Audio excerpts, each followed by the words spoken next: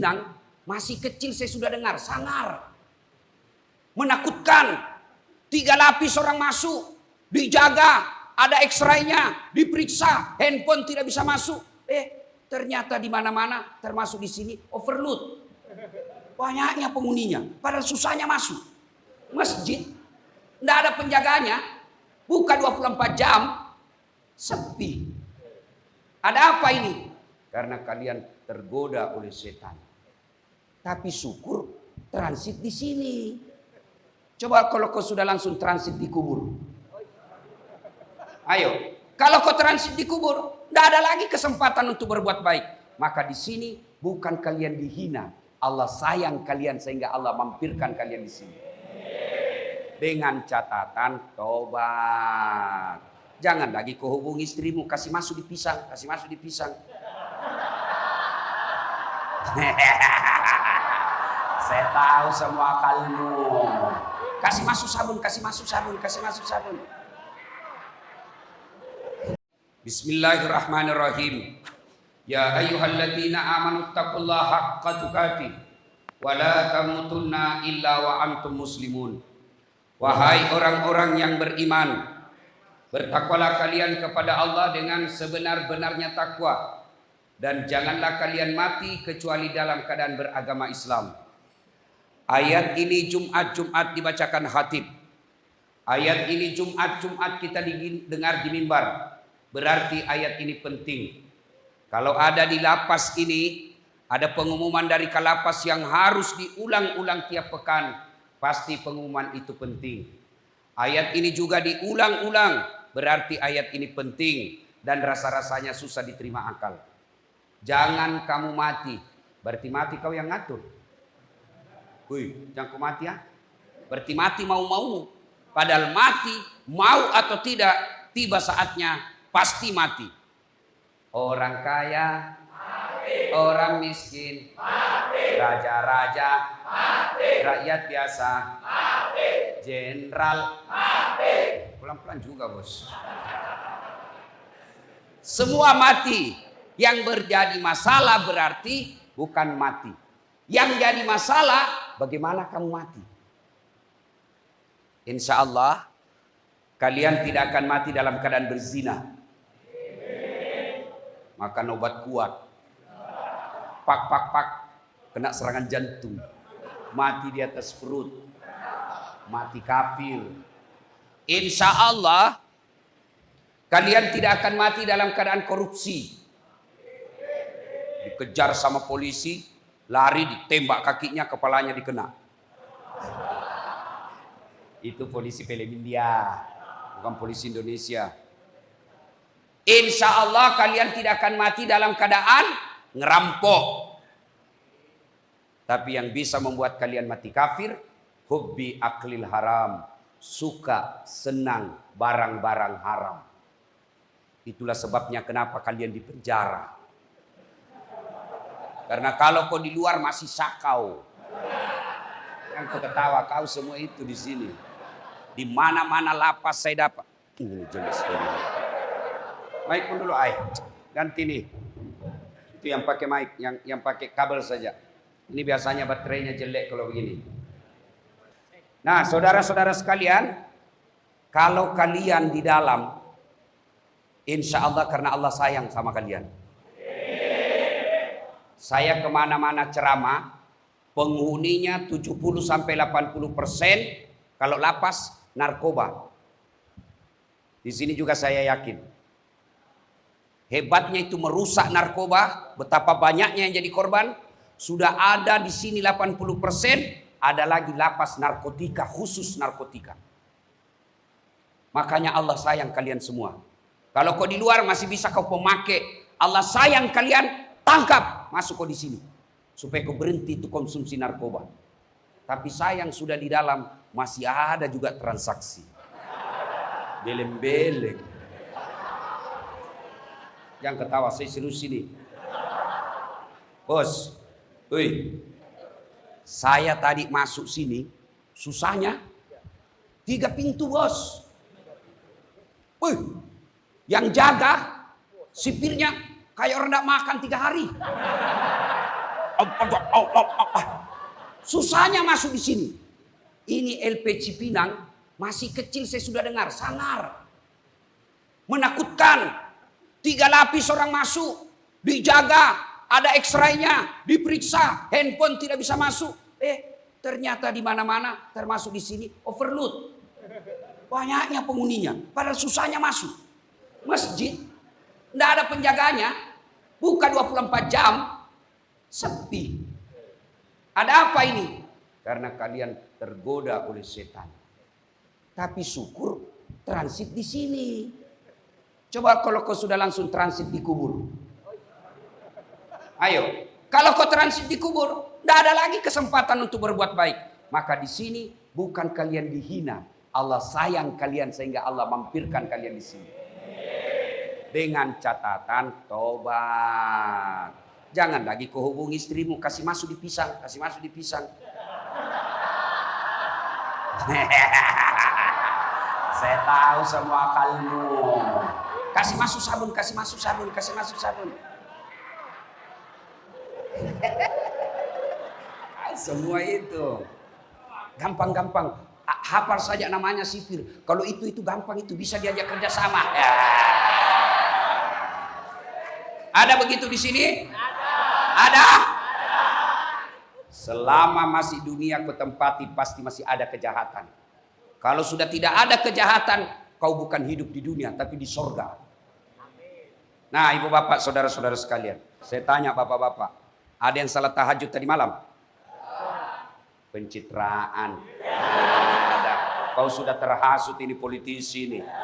Kalau mau dipilih keluar masuk masjid, bagi-bagi kartu nama, sudah terpilih ganti nomor HP.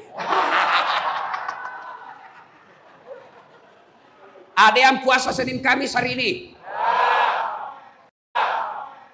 1.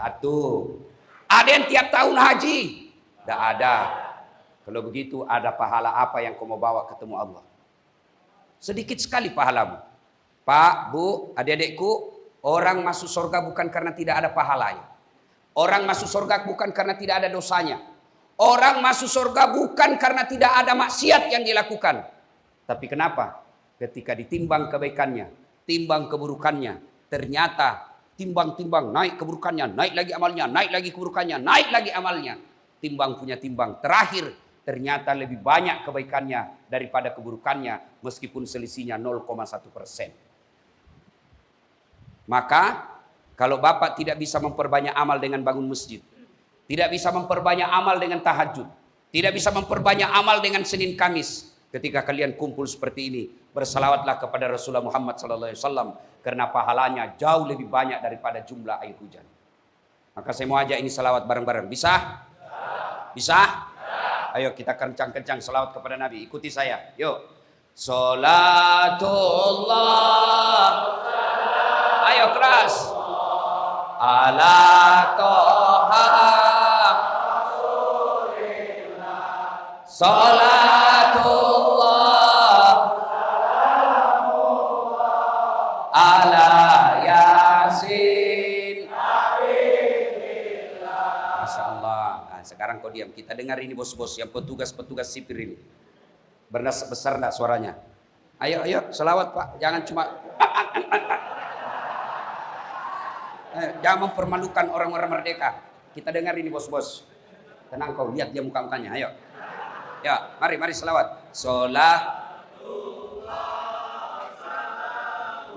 Wa ala Rasulillah. Salamullah ala Yasin. Ibu bapak, saudara-saudara sekalian, teristimewa para bapak yang mewakili kantor wilayah, Pak Sardi, yang mewakili Kalapas, hadirin hadirat yang insya Allah dimuliakan dan dirahmati Allah Subhanahu Wa Taala. Ada yang tahu tanggal berapa Nabi hijrah? Tidak ada yang tahu. Tanggal berapa Nabi Isra Mi'raj? Tanggal berapa? Berapa? 27 berapa? Hah? 27 apa? Saya kasih kau hadiah, cepat-cepat. 27 apa? Hah? Hadiah. Wih. Dengar.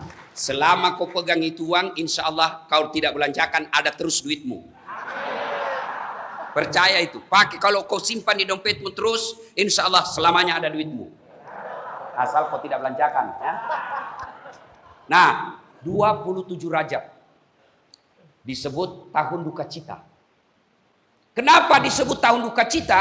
Ada dua orang yang paling mencintai Nabi dan dicintai Nabi meninggal pada tahun yang sama. Ada yang tahu siapa? Saya kasih lagi hadiah. Hah? Siapa? Siapa? Siti? Siapa Siti Khadijah? Ini dapat hadiah. Beda rasanya uang ustadz dengan uang kalapas. Siapa lagi yang satu meninggal? Siti Khadijah. Siapa lagi? Siapa? Ini bapak-bapak. Pamannya Abu? Alhamdulillah. Nah, tenang, masih banyak. Oke. Meninggal dua orang yang dicintai dan mencintai Nabi. Maka Nabi sedih. Pada saat Nabi sedih, Allah panggil Jibril. Jibril, kau ke sini. Jibril, kau jemput kekasihku Muhammad. Saya mau bawa jalan-jalan. Kemana? Ancol. Taman Mini. Singapura. Bukan. Kemana? Langsung ketemu dengan Allah. Saudaraku, saya pernah diundang ke Istana Wakil Presiden. Membahas waktu itu mewakili ulama Indonesia Timur. Undang-undang anti pornografi. Diundang secara terhormat. Ada undangannya. Ditanda tangan Muhammad Yusuf Kalla. Itu undangannya saya bawa pulang kampung. Saya kasih lihat semua sepupuku di kampung. Kau lihat das Atlati. Istana Wakil Presiden. Masya Allah, bangganya saya. Padahal yang ngundang sekarang sudah pensiun. Istana Presiden, Istana Wakil Presiden, itulah gedung yang mengerikan di Indonesia. Kenapa mengerikan Ustadz? Tidak ada orang yang abadi di gedung itu. Semua keluar. 10 tahun keluar, mau tambah. Nanti dipikir. Coba, saya bangga dapat undangan dari manusia. Gimana kalau Allah yang undang? Maka datang malaikat Jibril. Dijemputlah Nabi. Nabi lagi dibaring-baring. Dijemput Nabi. Dibawa jalan. Dari Masjidil Haram, Mekah. Masjidil Aqsa, Palestina. Baitul Maqdis. Take off. Terbang. Naik ke langit pertama. Sampai langit ke-7. Sidratil Muntaha. Mustawa Sabaha. Ketemu dengan Allah. Balik lagi ke dunia. Peristiwa ini spektakuler. Tidak akan terjadi sepanjang dunia ini. Sekali aja Nabi ceritakan kepada penduduk Mekah waktu itu. Orang pertama yang percaya Abu Bakar Siddiq. Tapi orang Mekah pada umumnya, terutama Abu Jahal, Abu Lahab, saudara-saudara bangsa Arab, saudara-saudara penduduk Mekah, inikah Muhammad yang kau percaya? Ternyata tukang tipu. Kenapa? Mereka tidak percaya. Mana bisa pagi berangkat ke Mekah, malam berangkat ke Palestina, paginya ada lagi di Mekah. Tidak masuk di akal mereka. Kenapa? Karena memang waktu itu dari Mekah ke Palestina kendaraan paling cepat pakai kuda. Berapa waktu yang dibutuhkan? Paling cepat 1 bulan ke sana, 1 bulan pulang. PP 2 bulan. Nabi tidak cukup 1 malam. Dalam ayat dijelaskan, Subhanalladzi asra bi abdihi lailam.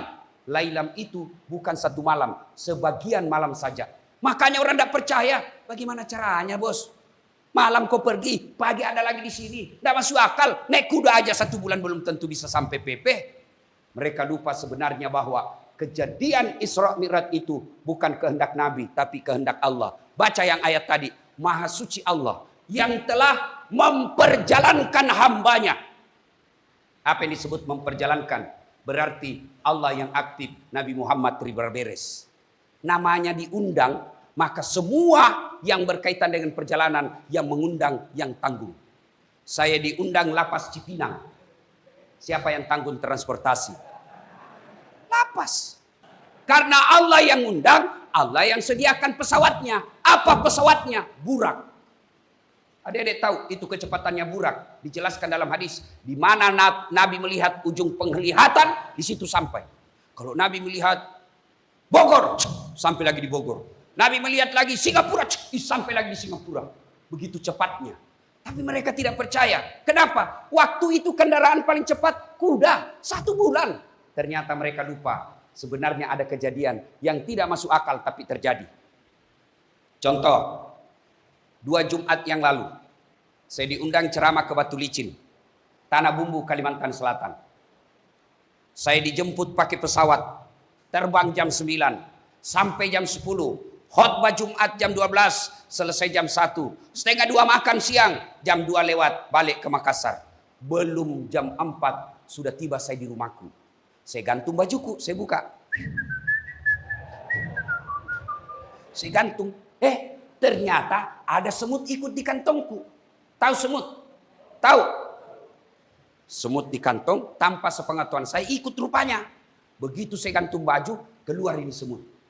Pidato di depannya temannya semut. Dia kumpul sama semut-semut di rumah saya. Saudara-saudara sekalian bangsa semut, baru saja saya pulang dari Kalimantan Selatan, Tanah Bumbu. Dia bilang yang lain, jam berapa aku pergi Mut? Semut. Dia bilang tadi pagi bos, jam 9. Jam 4 sore ada kau lagi di sini. Iya, buktinya kau sudah lihat saya. Tidak percaya, hoax. Tidak percaya. Mana bisa? Pagi kau berangkat, sore ada lagi kau sini, melewati antar pulau. Tidak masuk akal. Kau saja keluar, baru kau di jalan raya, diinjak kau angkutan umum, mati kamu. Apa kata semut yang di kantongku? Betul itu yang kau bilang kalau saya jalan. Ini bukan saya jalan. Saya numpang di kantongnya Ustadz Dasad. Dari rumahnya ke bandara naik mobil. Dari bandara ke Batu Licin naik pesawat. Pulang juga begitu. Betul saya tidak pernah tinggalkan kantongnya. Tapi betul saya pulang dari tanah Batu Licin. Masuk akal? Masuk akal? Kalau itu semut jalan tidak mungkin. Tapi siapa yang jalan? Dasad Latif. Dia ikut di kantongku. Ini main. Demi Allah dan Rasulnya. Laknat Allah bagi saya kalau saya bohong. Ini sudah keliling Nusantara. Dari Sabang sampai Merauke. Bahkan sudah sampai ke Mesir. Nih, bisa enggak dia jalan? Bisa dia jalan? Tidak mungkin. Woi, jalan kau. Woi, jalan kau. Tidak mungkin. Tapi siapa yang jalan? Dasad Latif. Dia nyantol di kantong. Begitu mestinya kita memaknai kejadian Isra dan Mi'raj. Allah yang memperjalankan Nabi, bukan Nabi yang berkehendak.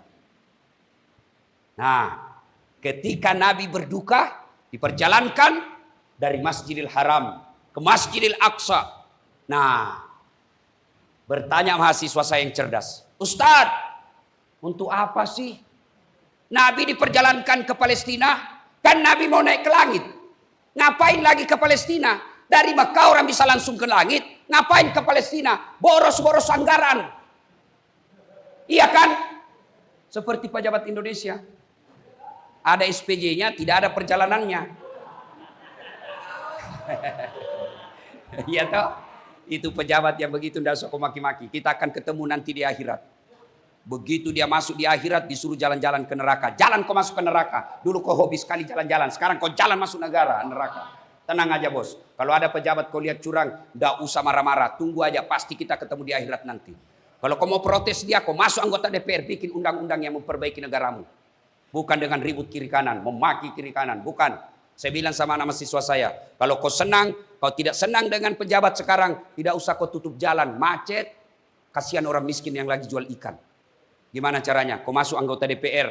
Di dalam anggota DPR kau bikin undang-undang. Perbaiki dari dalam. Karena kalau kau ribut-ribut di jalan, kau dapat gas air mata. Iya. Iya. Kau mau perbaiki negaramu. Sudah agak susah karena kau sudah di lapas.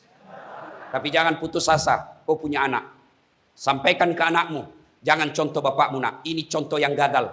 Contoh yang lain. Saya doakan kau dari lapas. Tidak ada yang mustahil di sisi Allah. Bapakmu sekarang napi. Insya Allah kau yang angkat derajat keluargamu. Ya aku datang anakmu menangis. Apalagi tidak ada gunanya itu air matamu. Sudah air mata buaya itu. Sudah ya.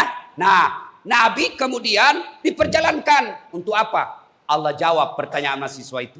Linuriyahu min ayatina. Allah ingin memperlihatkan tanda-tanda kebesaran Allah. Apa yang dilihat? Ini yang pertama, pelajaran buat kita. Nabi ada dilihat cahaya. Makin dekat makin besar. Makin dekat makin besar. Makin dekat makin membesar. Nabi bertanya, Jibril siapa itu?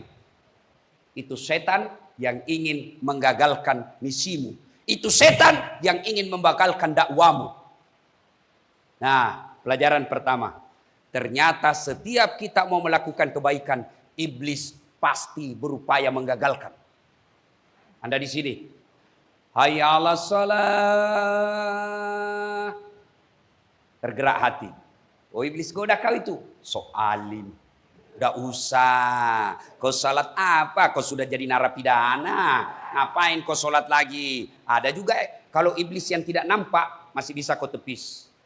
Ucapkan a'udzubillahi minasyaitonirrajim, lari.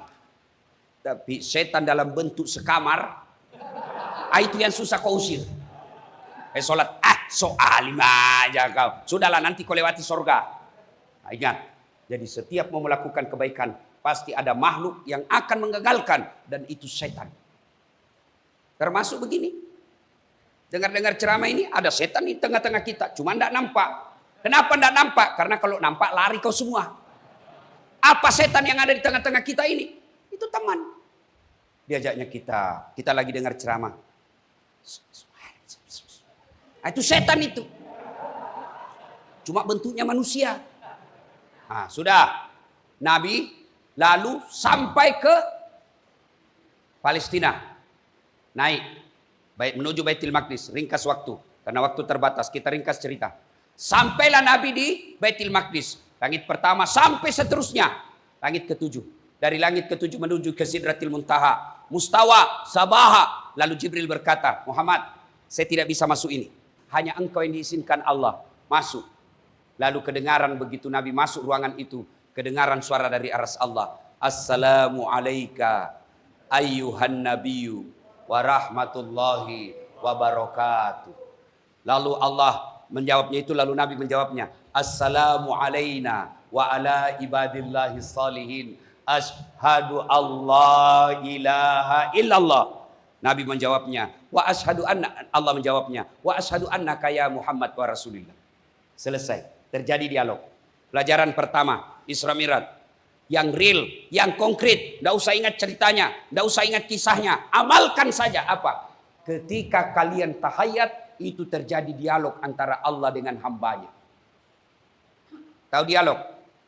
Tahu dialog? Saya bicara sama Pak Napoleon. Kalau saya bicara, beliau diam. Kalau beliau bicara, saya diam. Itu namanya dialog. Bicara, lawannya diam. Lawannya bicara, saya diam. Itu namanya dialog. Kalau saya bicara, Pak Napoleon juga bicara, saya tambah kencang, Pak Napoleon juga tambah kencang. Bukan dialog, bertengkar. Maka kalian kalau mau berdialog dengan Allah, perbaiki bacaannya. Anggap ada Allah di depanmu. Supaya sholatmu bikin tenang perasaanmu. Tapi kalian selama ini sholat kan buru-buru. Tahiyat mereka salawatu taibatun assalamualaikum itu kayak makan pisang goreng panas. Yang kau ketawa karena kau semua begitu. Ustaz, kenapa ada orang kasih goyang?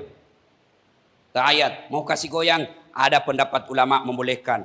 Atau tidak goyang, ada juga yang at-tahiyat sudah nunjuk, boleh. Nanti asyhadu an la baru nunjuk, silahkan. Yang penting jangan kau pakai dua jari.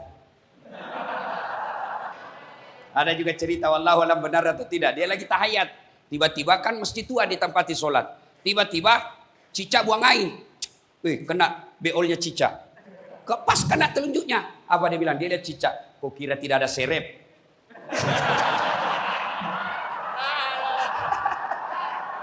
Ya. Nah sudah. Pelajaran pertama saudaraku. Mulai hari ini. Dan seterusnya. Kalian ketika sholat. Baca dengan baik bacaannya. Seolah-olah kalian bersahadat, berhadapan dengan Allah, mengadu kepada Allah. Allah melihat engkau dianiaya, engkau dituduh yang tidak benar, maka sampaikan keluhanmu itu dalam sholat. Saya tanya anak muda, kenapa cepat sekali kau sholat dek? Masa sholat isya cuma 2 menit? Kan saya sudah hafal Ustaz. Sudah 13 tahun saya sholat, sudah lancar bacaannya Ustaz. Saya bilang, kalau soal hafal saja kau sholat, kau tidak usah baca, kau begini saja. Allahu Akbar. Tuhan bacaannya sama kemarin. Assalamualaikum warahmatullahi wabarakatuh. Iya. Nah, sudah. Nabi lalu menyampaikan permohonan. Ya Allah, umatku ini kan kecil-kecil. Umatku ini kan pendek-pendek umurnya. Kasihlah saya keistimewaan. Allah memberikan perintah sholat 50 kali sehari semalam. Turun. Langit ke-7 tidak ada masalah. Langit ke-6 ketemu Nabi Musa. Mat. Muhammad. Apa oleh-oleh dari Allah untuk umatmu? Alhamdulillah Musa. Saya diberi perintah sholat 50 kali sehari semalam. Berapa? 50 kali. Tidak salah bos. Umatku saja besar-besar, kuat-kuat. Tidak mampu itu 50. Kau minta diskon lah. Naik Nabi. Ya Allah katanya berat sekali. Minta diskon. Oke, kurangi 5. Tinggal berapa? 45. Berapa Musa kata Musa? Berapa Muhammad? 45 bos. Masih banyak. Kau naik lagi diskon. Naik lagi katanya masih besar ya Allah. Kurangi lagi 5. 40.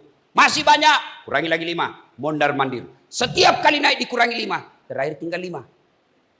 Nabi Musa bilang, berapa lagi bro? 5 men. Kata Nabi Musa, masih banyak. Di sini kelihatan cerdasnya Nabi. Setiap kali naik kurangi 5. Naik kurang 5. Naik kurang 5. Sekarang tinggal 5. Kalau saya naik lagi ini, tidak ada oleh-oleh buat umat saya. Sudahlah, nanti kita lihat Musa. Ternyata apa yang dikhawatirkan Nabi Musa betul adanya.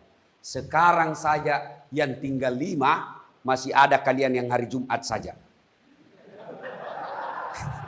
Itu pun paling terlambat datang, paling cepat pulang. Orang khutbah dia tidur. Begitu selesai dia bilang, aliran apa ini masjid? Tidak ada khutbahnya. Bukan aliran apa, kau yang tidur. Bos, bagaimana seandainya jadi 50 kali sehari semalam? Tidak ada lagi kesempatan jadi kepala bagian. Tidak ada lagi jadi kanwil. Tidak ada lagi kesempatan jadi penceramah. Tidak ada lagi kesempatan jadi kalapas. Kenapa? Sholat aja di kerja. Mau pergi kerja, hayya 'alas shalah, sholat dulu bos. Naik lagi mobil, hayya 'alal falah, sholat lagi. Alhamdulillah tinggal 5. Dan syukurnya lagi, meskipun 5, nilainya tetap sama 50. Nah, pulang Rasulullah. Sampailah Nabi. Mulailah diperintahkan kita sholat, sampailah sholat itu ke kita. Sekarang apa kaitannya dengan kita? 1. Awal cerita, Nabi lagi duka. Apa Allah kasih? Puasa? Bukan. Nabi lagi sedih. Allah kasih apa? Perintah zakat haji? Bukan. Apa? Sholat. Berarti ketika ada masalahmu, ada persoalanmu, sholatlah. Nih, ada di sini tidak ada masalahnya? Ada? Ini semua muka-muka masalah semua ini. Saya tahu apa masalahmu sekarang. Mau keluar. Ayo. Mana ada orang tidak ada masalahnya? Dasar latif. Penuh masalah. Apa masalah saya sekarang? Kadang-kala diundang dibohongi. Ustadz ini cuma naik perahu. Paling cuma 2 jam. Ternyata 9 jam. Saya tanya, kenapa kau bilang cuma 2 jam? Karena kalau 9 jam pasti Ustadz tidak mau datang. Masya Allah. Selama saya viral sekarang ini, masalah paling besar, banyak janda-janda yang curhat. Ustadz, baru saja meninggal suami saya. Tolong kasih doa-doa penenang hati. Saya kasihlah di WhatsApp, saya kasih doa-doa penenang hati. Lama dia bilang, Ustadz, maukah Ustadz menjadi imam dalam hidupku? Saya bilang, mohon maaf, saya bukan imam, saya khatib. Masya Allah. Ayo, Pak yang mewakili Kalapas. Apa masalahnya sekarang? Mau jadi Kalapas? Ayo, yang mewakili Kanwil Kemenkumham. Apa masalahnya? Mau jadi Kanwil? Semua kita punya masalah. Mana ada orang tidak masalah? Nabi saja punya masalah. Usia 6 bulan dalam kandungan wafat bapaknya. Lahir lagi baru 2 hari diambil sama ibu susunya. 4 tahun sama ibu susunya diambil kembali ke Mekah. Hanya 2 tahun bersama ibu kandungnya. Meninggal lagi ibu kandungnya usia 6 tahun. Diambil kakeknya. Meninggal lagi kakeknya usia 8 tahun. Diambil pamannya. Mulai lagi berdagang. Jalan dari Mekah ke Syam. Tidak naik pesawat dagangnya. Nabi diangkat jadi Nabi dan Rasul. Usia 40 tahun. Makin banyak masalah beliau. Diperangi. Bukan cuma dibully. Bukan cuma disentimen. Bukan cuma difitnah. Berulang-ulang kali sejarah membuktikan Rasulullah mau dibunuh. Ikut berperang. Nabi bos. Tidak ada dosanya. Tidak pernah kasar. Tidak pernah tipu orang. Digelari Al-Amin. Tapi beliau pun punya masalah dalam hidupnya. Apalagi kalian yang tukang tipu. Sudah di lapas masih juga mau nipu. Pura-pura, halo, siapa ya? Modus. Ayo, Nabi pun ada masalahnya. Maka ketika Nabi masalah, Allah kasih perintah sholat. Adik-adik, mana ada tidak ada masalah di sini? Saya kasih contoh konkret. Waktu kuliah, apa masalahnya? Mau sarjana. Sudah sarjana selesai masalahnya, mau dapat kerja. Sudah dapat kerja jadi pegawai selesai masalahnya. Kantor wali kota mau jadi kepala bagian. Sudah jadi kepala bagian selesai, mau jadi kepala dinas. Sudah kepala dinas, mau jadi sekda. Sudah jadi sekda, mau jadi wali kota. Sudah wali kota, 2 periode dong. Sudah 2 periode, mau jadi gubernur. Sudah jadi gubernur, ditangkap KPK. Mana ada orang tidak ada masalahnya? Semua kita punya masalah. Berarti ketika ada masalah, perbaiki sholat. Apa alasanmu tidak sholat? Ayo bilang, yang mana tidak mau sholat? Ayo, saya minta maaf. Saya panggil satu ini. Sini kau dulu deh. Ini. Sini. Sini. Nggak usah malu. Sini. Kau masuk YouTube, bos. Sini. Nah, berapa umurmu? 27. Selama kau di sini, kurang enggak semua masalahmu? Enggak. Selama kau di sini makan? Selama di sini boleh sholat? Boleh. Selama di sini boleh ngaji? Boleh. Selama di sini boleh ketemu via Zoom? Boleh. Apa yang kurang, bos? Apa yang kurang? Kau boleh bernapas, kau boleh makan, kau boleh ngaji, kau boleh sholat, boleh mandi, boleh buang air kecil. Semua boleh. Satu aja tidak bisa. Tidak boleh kau keluar. Kenapa kalau kau keluar? Masalah paling besar. Apa yang jadi di dalam ini bukan masalah buat kalian. Masalah kalian. Mau tidak kau jadi orang baik? Itu aja. Maka selama di sini, perbaiki sholatmu. Tunggu dulu, hadiah dulu, bos. Apa kasusmu, Dek? Narkoba. Aku bilang je narkoba. Coba kau di luar overdosis kok. Ya? Alhamdulillah. Hadiah. Mudah-mudahan berkah. Yang kau belikan lagi itu. Bos, ayo. Apa susahnya sholat? Sebentar lagi puasa. Kau pikir puasa gampang? 30 hari orang lapar. Dari pagi, subuh sampai maghrib baru boleh makan. Ayo. Puasa sulit. Haji lebih sulit lagi, ngantri. Kampung saya 30 tahun biar ada duitmu, kau harus nunggu kalau haji pemerintah 30 tahun. 1 bulan kita tinggalkan pekerjaan dan keluarga, baru bisa haji. Zakat perlu modal, sholat yang penting kau mau. Ustaz, saya sudah bertobat Ustaz, tapi saya tidak hafal bacaan sholat. Wala tayasu min rauhillah. Jangan kau putus asa, kau datang jamaah di masjid sini. Asal salah jamaah, kalau imam sudah baca, makmum sudah diwakili, biar kau diam, sah. Tidak ada kau baca, boleh. Waladhalin, amin, diam lagi. Amin, diam lagi. Sah. Apa lagi? Ustaz, saya sariawan Ustaz. Kau salat sariawan? Ayo. Ya. Apa? Allah tahu kau lagi salat. Lagi sakit gigi. Apa lagi? Ayo. Ustaz, saya cuma hafal kul-kul. Ya sudah, kul-kul aja kau baca. Rakaat pertama kul huwallah. Rakaat kedua kul huwallah lagi. Tidak usah repot-repot. Tidak usah baca yang susah-susah. Misalnya kau baru hafal-hafal watini. Jangan, nanti baku sambung walasri. Atau al-kafirun. Lebih susah lagi itu. Wala antum abiduna ma a'bud. Wala ana abidu ma abadtum. Wala antum abiduna. Wala. Dia bilang di sampingnya, kenapa itu tak putar-putar, bos? Dia bilang ini juga aku pikir. Ayo. Apa susahnya sholat? Ustaz, saya tidak bisa berdiri. Allah kasih diskon, kau duduk. Susah duduk Ustaz. Kenapa? Ada bisul di pantatku. Sudah, baring. Bukan tidur ya, sholat baring. Misalnya di sana kiblat, kepalamu sini. Ya sudah baring, anggaplah saya baring. Allahu Akbar, tangan masih bergerak, mulut masih mengucapkan. Allahu Akbar. Sami Allahu liman hamidah. Boleh. Saya tidak bisa sholat begitu Ustaz. Allah kasih. Apa lagi? Namanya sholat pakai isyarat. Bagaimana sholat pakai isyarat? Matamu aja aku kasih goyang-goyang. Allahu Akbar. Sami Allahu liman hamidah. Yang ketawa, saya ajar ku ini. Saya tidak bisa juga Ustaz. Allah kasih lagi keringanan. Kau sholat dalam hati saja. Matamu sudah tidak bergerak. Bibirmu sudah tidak bergerak. Tanganmu sudah tidak bergerak. Allah cuma minta kau baca bacaan dalam hati. Lagi ruku, bayangkan lagi ruku, bayangkan saja tutup matamu, bayangkan posisi ruku, baca doa ruku. Lagi sujud, bayangkan posisi sujud, baca doa sujud. Selesai. Ustaz tidak bisa sujud begitu Ustaz. Gampang. Sipir, ambilkan kain putih, bungkus baik-baik, bawa di kubur. Apa lagi?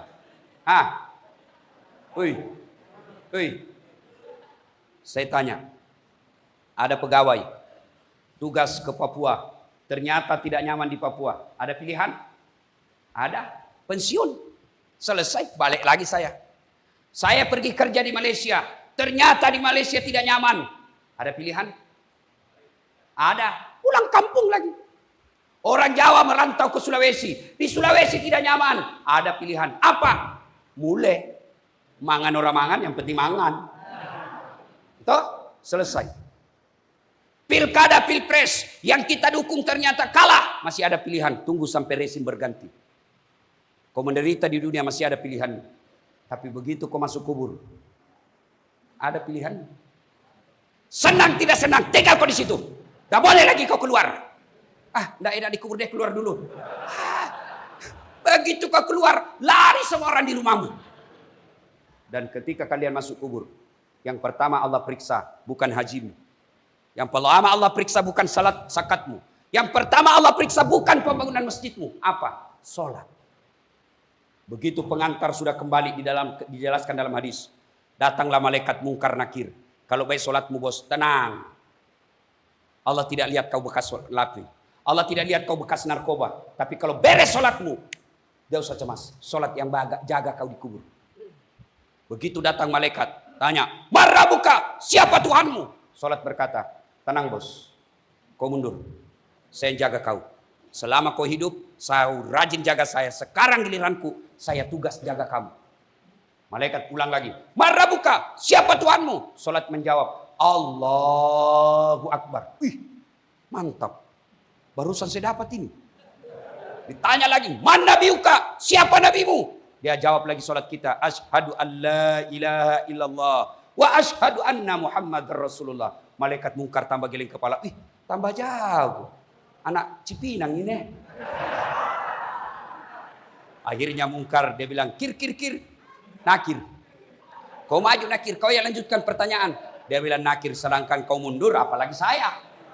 Akhirnya mungkar nakir dijelaskan dalam kitab. Dia tidak melanjutkan pertanyaan 3, 4, dan 5. Dia naik ke arasnya Allah. "Ya Allah, ada hambamu mati. Saya tanya, marabuka?" Dia jawab, "Allahu Akbar." Allah jelaskan, oh bukan dia yang jawab, tapi solatnya yang jawab. Karena dia beres solatnya, tidurkan hambaku, kekasihku, menunggu hari kiamat seperti tidurnya pengantin baru. Masih ingat waktu pengantin baru? Nyamannya. Cepat betul pagi. Coba. Tapi kalau orang dah beres solatnya, solat cuma hari Jumat, paling terlambat datang, cepat pulang. Datang malaikat, dia sudah bawa godamnya. Sudah lama kutunggu kau bajingan. Kau yang paling banyak bicaramu itu di DKI. Tunggu. Begitu ditanya datang malaikat, "Marabuka, siapa Tuhanmu?" Kaget dia bilang, "Tunggu dulu bos, orang baru datang." Malaikat aja dia mau debat. Saudaraku, ruang di sini, blok, kamar. Bagaimana kalau kamar mati lampu? Ya, tiba-tiba ada ular masuk. Bayangkan lagi ular masuk, mati lampu. Gelis atau ularnya yang masuk ular sanca. Kamu dikuncikan, tidak bisa keluar. Bagaimana paniknya? Padahal itu mati lampunya paling masih bisa teriak, "Mati lampu Pak," nyalakan kembali. "Ada ular Pak." Sipir datang menolong kita. Atau lompat, atau naik ke atas. Tapi di kubur saudaraku, lebarnya 50 cm. Panjangnya 1 meter 30 cm atau 50 cm. Mati lampunya tidak bakal pernah lagi menyala. Kau ditundis tanah, masuk air. Lalu datanglah utusan dari Allah dari neraka. Namanya Asis Suhuja Al-Uqra. Dan jenazah ini berkata, "Man anta? Siapa kamu?" "Saya solatmu yang kau anggap enteng selama ini." "Kenapa kau datang sama saya?" "Saya diperintah Allah untuk menyiksa kamu. Ekornya 1, kepalanya tidak bisa dihitung. Sayalah solatmu yang kau remehkan selama ini. Saya siksa kamu diperintah Allah sampai datangnya hari kiamat." Nauzubillah min zalik. Saudaraku, kalian tidak puasa tetap Islam. Kalian tidak haji tetap Islam. Kalian tidak bayar zakat tetap Islam. Tapi kalian tidak sholat. Buka Al-Quran surah Al-Fat 29. Kalian kafir. Tidak ada agamamu. Kau tidak puasa 4 tahun berturut-turut. Taubat hari ini bayar puasamu. Selesai kau bayar puasamu. Tidak ada masalah. Kau tidak bayar zakat 3 tahun berturut-turut. Selesai kau taubat bayar zakatmu. Selesai masalahmu. Kau tidak haji padahal mampu. Tahun depan berangkat haji. Selesai haji. Tidak ada masalahmu. Tapi kalau kau tidak sholat subuh tadi. Bagaimana caranya ganti? Ayo. Maka begitu tiba waktu sholat. Tinggalkan semua kegiatanmu. Sinilah saatnya kau memperbaiki diri. Sholat aja dulu. Cari tamati kalau kau merasa taubat tapi kau tidak sholat. Bohong itu. Biarkan orang menuduhmu jelek. Biarkan sekarang kau menghadapi hidup dalam penjara. Tapi kalau kau sholat, kau bisa lebih mulia daripada di sisi Allah. Daripada koruptor yang berkeliaran mempermainkan hukum. Yang jadi masalah, kalian sudah dipenjara. Kalian sudah divonis puluhan tahun. Lalu kau tidak sholat lagi. Dunia akhirat kau celaka. Kalau kalian sholat, insya Allah kau punya harapan di akhirat. Kalau di dunia sengsara, tidak ada orang sengsara dari bangun sampai tidur lagi sengsara. Meskipun kau di penjara ini, tadi tidak ada yang kurang. Kurangnya hanya satu, tidak bisa keluar. Mari perbaiki sholat. Wujud konkret kalian, taubat, perbaiki sholat. Kenapa sholat Ustaz? Sholat inilah fungsi pentingnya penghambaan kepada Allah Subhanahu Wa Taala. Bos, haji masih boleh ada kegiatan lain. Kalian ibadah haji, tawaf sambil nyanyi, boleh? Labbaik Allahumma labbaik, labbaik la, boleh sah. Puasa sambil dagang, boleh. Sambil nunggu buka puasa, dagang. Berapa hargamu kroket? 50.000. Boleh. Sambil nyanyi boleh. Sambil nunggu puasa. Insaflah wahai manusia, bila dirimu bernoda. Boleh. Tetap sah puasamu. Bayar zakat sambil nyanyi. Boleh. Engkau jauh. Pak Imam, zakatku. Engkau dekat, aku dekat. Boleh. Tapi kalau sholat, tidak boleh ada kegiatan lain. Masa aku sholat sambil nyanyi? Allahu Akbar. Begadang, jangan begadang. Beleng-beleng. Ayo. Tidak usah panjang cerita. Nabi duka cita. Allah perintah sholat. Saudara lagi duka cita. Perbaiki sholatmu. Dan ketika sholat, awal cerita. Sesuatu yang tidak masuk akal. Sesuatu yang gaib. Sesuatu tidak diterima logika. Bisa terjadi kalau Allah berkehendak. Isra Mi'raj tidak masuk akal. Tapi kalau Allah berkehendak, tidak ada yang tidak masuk akal. Vonis 20 tahun. Kok dapat potongan? Allah yang ngatur. Kalau Allah yang ngatur, tidak ada mustahil buat Allah.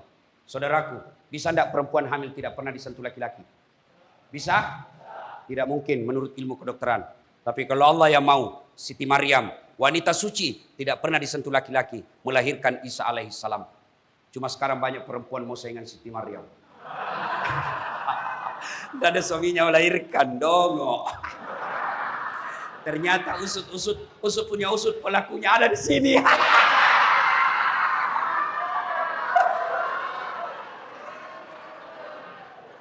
Bos, wih,